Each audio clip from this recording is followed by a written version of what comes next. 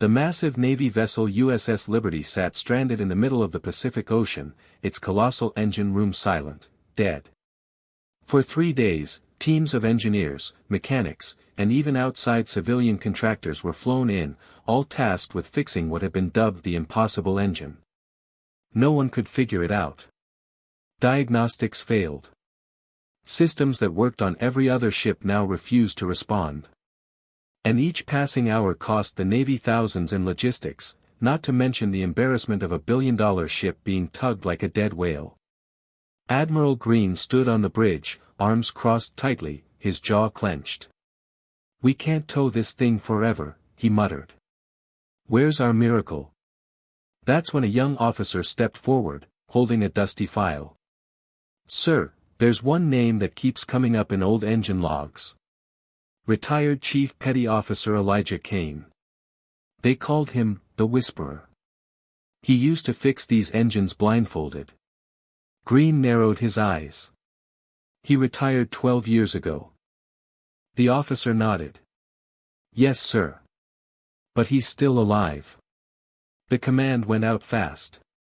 A black SUV pulled up to a quiet house in Norfolk, Virginia, where Elijah Cain was tending to his backyard tomatoes, wearing an old Navy cap and grease-stained jeans.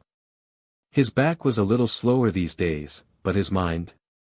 Sharp as a blade. A uniformed officer stepped out, clipboard in hand. "Chief Cain." Elijah glanced up, squinting. "I haven't been called that in over a decade. We need you. The Liberty's dead in the water. Engine failure no one can figure out. Sir, they say you're the only one who ever made her purr when she kicked." Elijah took off his gloves. "She's still in service?" "She is. And she's stranded." Cain paused, looking at his garden, then back at the officer. "You're telling me a billion-dollar warship with the best minds in the Navy is asking for help from an old grease monkey with bad knees and a limp?" The officer didn't flinch. "Sir, I was told to say this exactly. The Admiral says, bring me Cain, or bring me a miracle." Elijah looked away for a long moment, then slowly nodded. "All right. Let's go see the old girl." When Elijah Cain stepped aboard the USS Liberty, heads turned. Young sailors whispered to each other like they were watching a ghost walk through the steel corridors. The legend had returned, but not in polished shoes or pressed blues. Cain wore his old Navy jacket, patches faded, boots worn, and a toolbox that looked older than the ship itself. Admiral Green met him at the engine room bulkhead. "Chief Cain," the Admiral said, extending a hand. "I was beginning to think you were just a myth." Cain smirked. "Oh, I'm real, Admiral. The question is, how real is your problem?"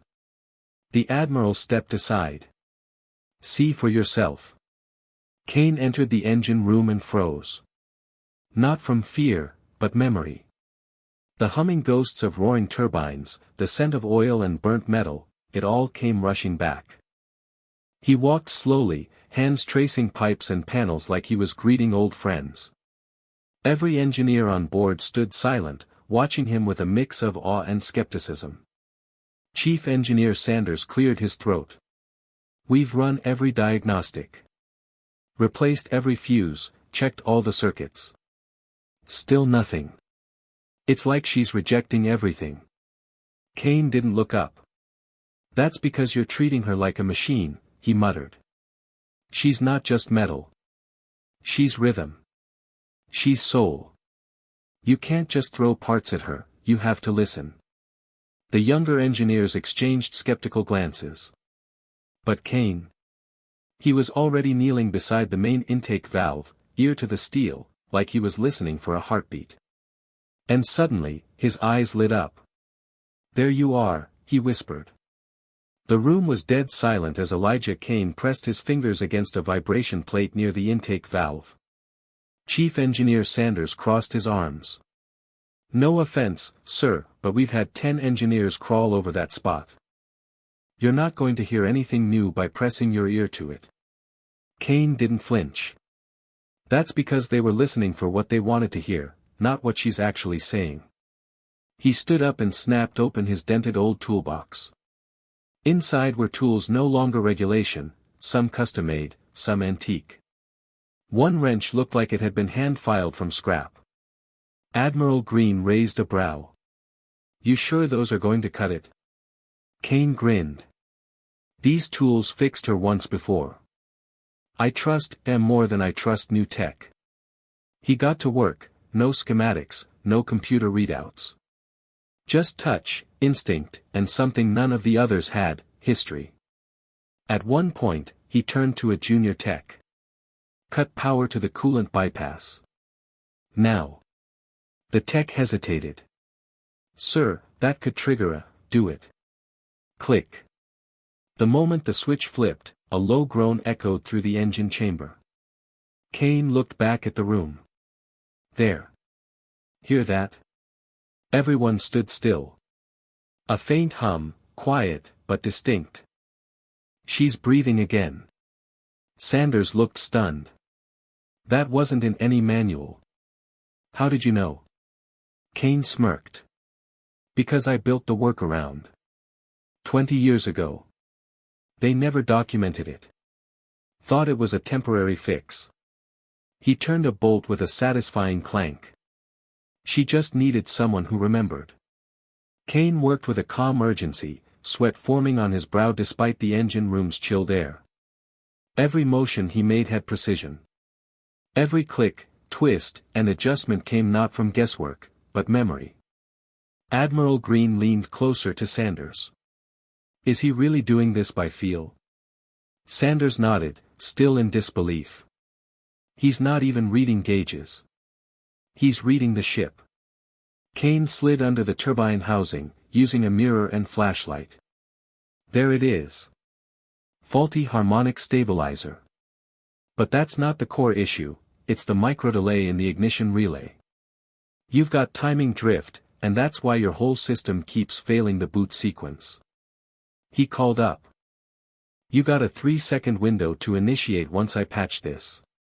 Miss it, and she'll lock down harder than before." Green barked to the control station, "Stand by for Cain's mark."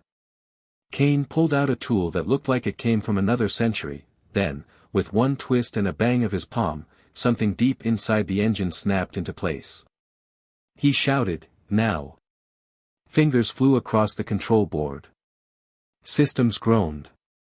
For a breathless second, nothing. Then it happened. The deck rumbled. Lights flickered, then stabilized. And with a roar that echoed through the ship like a resurrected beast, the engine kicked to life. The USS Liberty was back. Cain slowly stood, brushing oil from his hands. "You just needed someone who knew how to talk to her." Admiral Green's mouth hung open. "You did the unthinkable." Cain shrugged. "Nah. I just remembered what everyone else forgot." The roar of the reawakened engine shook the entire ship. Sailors burst into applause. Some stared in disbelief. Others just grinned, wide-eyed, like they'd just watched a ghost bring a machine back from the dead. Elijah Cain didn't celebrate. He simply grabbed a rag, wiped his hands, and placed his old wrench back into the battered toolbox. Chief Engineer Sanders approached, visibly humbled. "Sir. I've got degrees, certifications, and access to every diagnostic AI the Navy has. But I still don't understand how you pulled that off." Cain looked him straight in the eye. "Machines like these don't just run on fuel. They run on respect. You treat them like puzzles, they'll stay broken. You treat them like partners, they'll talk back." He slapped the side of the engine with a quiet affection. She just needed someone to listen. Admiral Green walked over, his usual stern demeanor softened. "Chief Cain. I don't know what to say. You saved this mission. You saved this ship." Cain gave a half-smile. "Then let's not waste her second chance. She's got more life in her yet." The Admiral paused. "Would you consider coming back? Even as a civilian consultant? The Navy could use a mind like yours." Cain looked around, the hum of the engine, the smell of metal, the pride in the young sailor's eyes. Then he looked at the horizon. Maybe. But just for special cases. The kind where everyone else already gave up. As the USS Liberty surged forward once more, cutting through the Pacific waves with restored power, the crew buzzed with renewed energy.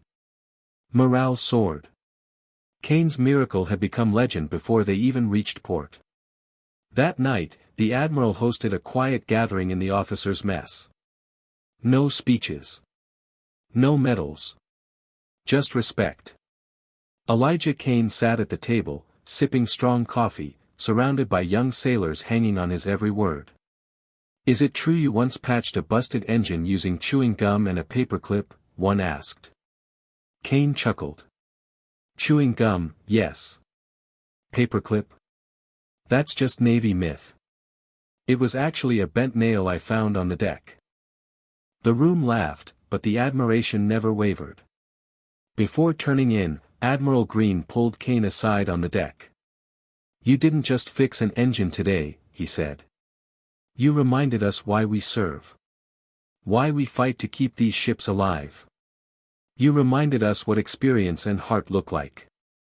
Cain looked out at the moonlit sea. "I didn't come back to be a hero. I came back because I couldn't stand the idea of her dying alone." Green nodded. "So, what now?" Cain smiled faintly. "Now. I go home. But if another impossible engine goes silent, you know where to find me." As the ship's engines purred beneath their feet and stars shimmered above, Elijah Cain, the whisperer, faded into the night. Not retired. Not forgotten. Just waiting, for the next time the Navy needed the man who could hear machines breathe. 3 months later, Elijah Cain was back in Norfolk, tending his garden and enjoying the quiet, until his phone buzzed. Unknown number. Navy exchange code. He hesitated, then answered. "Cain." A familiar voice came through the line. "Chief, it's Admiral Green. Sorry to bother you. But we've got a situation." Cain chuckled, already wiping his hands on a rag. "Let me guess, another engine no one can figure out." "No, sir. Worse," Green said. "We've got a new class of stealth destroyers failing tests. State of the art, but none of the systems are syncing. Every tech we've got is baffled." Cain glanced at the horizon, eyes narrowing. "And let me guess again, you want me to do the unthinkable?" A pause. Then Green replied, "One last time." Cain reached for his jacket. "I'll pack the wrench." Click. The legend wasn't over. It was just beginning again. Cain arrived not on a ship this time, but at a classified naval hangar, deep within a high-security base. The guards at the gate didn't even ask for ID. They just stepped aside. Word had spread. Inside, engineers clustered around what looked like a futuristic monster, the new Phantom-class destroyer. Sleek. Black. Built with AI integration and quantum core propulsion. And it wouldn't move an inch. Cain stood before it, arms crossed. "She's beautiful," he murmured. "And angry." Chief Systems Officer Lin stepped forward. "Sir, this is the most advanced naval craft ever built. It has predictive diagnostics, live self-repair, even onboard learning algorithms." Cain raised an eyebrow. "And yet you're calling a man who fixes engines with his ears and a bent nail?" Lin flushed slightly. "The systems aren't talking to each other.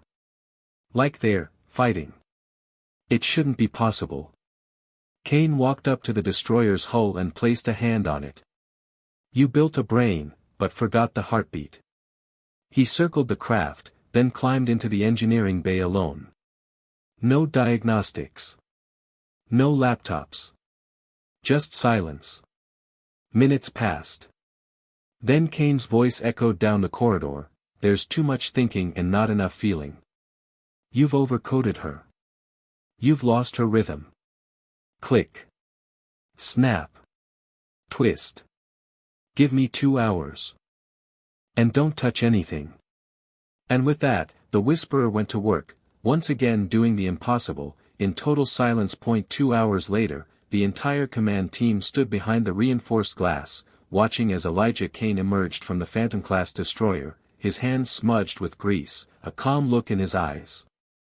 Admiral Green, now overseeing advanced fleet operations, leaned in over the comms. Well? Cain gave a small nod. She's alive now. I pulled the override on 3 feedback loops, rewired your AI priority stacks, and, most importantly, gave her control back over her own power rhythm. Chief Lin blinked. But the core logic, Cain held up a hand, was choking her. You gave her intelligence, but not intuition. You ever try teaching a machine how to feel balance in an engine's breath? You can't. But I can hear it. Green turned to the team. Fire her up. The countdown began. 5, 4, 3, 2. Hum. The lights dimmed for a moment as the destroyer lit up, not in jerks or flickers, but with a smooth, haunting hum like a beast awakening from hibernation. No alarms. No errors. Just power. Pure, synchronized, clean. The room erupted in stunned silence. Cain turned and began walking toward the exit without a word. Lin called out, "Wait. Sir, what do we tell the department? What do we call this?" Cain paused at the door, looked back over his shoulder, and smiled. "Call it what you want." "Me? I just call it, listening." Then he vanished into the night again. A ghost. A legend. A man who could breathe life into machines when the world had given up. Months later, a group of fresh Navy recruits sat inside a lecture hall at the Naval Engineering Academy in Annapolis. On the screen, a clip played of the USS Liberty roaring back to life, followed by classified footage of the Phantom-class destroyer engaging in its first successful trial mission. The instructor, Commander Hayes, stood at the front, arms folded. "Anyone know who brought both of these machines back from the brink?" One hand shot up. "Chief Elijah Cain, sir. They call him the Whisperer." Hayes nodded. "Wrong." The room fell quiet. "He doesn't like that name," Hayes continued. "Says he didn't whisper to machines, he listened to them. He didn't just fix engines. He understood them. Respected them. And because of that, they gave him what no tech manual ever could, trust." Another student asked, "Where is he now?" Commander Hayes looked out the window, thoughtful. "No one knows. After the Phantom-class fix, he disappeared again. No address. No email. But rumor has it, the Navy keeps a direct line open, just in case." He turned back to the room. Lesson here. Never underestimate experience. Never overlook the quiet guy in the corner with the old wrench. Because one day, when everything fails, that's the person who might just save the fleet. And somewhere far away, in a dusty workshop behind an old barn, Elijah Cain tuned a vintage engine, smiling faintly as he listened, not to music, not to words, but to the rhythm of steel and soul. Years passed. The Navy advanced. New ships. Smarter AI. Faster engines. But somewhere deep in every operations manual, tucked into a classified footnote, was a protocol known only as Cain Protocol, Manual Override Level 0. It was never explained publicly. Only top brass knew what it meant: if everything fails, stop. Listen. Call Cain. But Elijah Cain was never called again. Because he left behind more than a fix. He left behind a way of thinking, one that turned rigid protocol into human instinct. Young engineers started doing something unheard of, removing their earpieces, silencing alerts, and just listening to the ship. And it worked. One evening, at a Navy museum in San Diego, a group of recruits stood before the old USS Liberty's engine display. A small plaque read, restored to life by Chief Elijah Cain, he didn't just hear the machine. He heard what everyone else ignored. Beside it sat Cain's original toolbox. Grease-stained. Dented. Sealed under glass like a national treasure. Some say he passed quietly in his sleep, in a small home on the edge of a shipyard, surrounded by rust, oil, and the quiet hum of engines had rebuilt just for the joy of it. Others say he's still alive. Off the grid. Waiting for the next real challenge. One that no algorithm, no automation, no engineer can solve. Whatever the truth, the whisperer became a legend. Not for what he fixed, but for what he understood.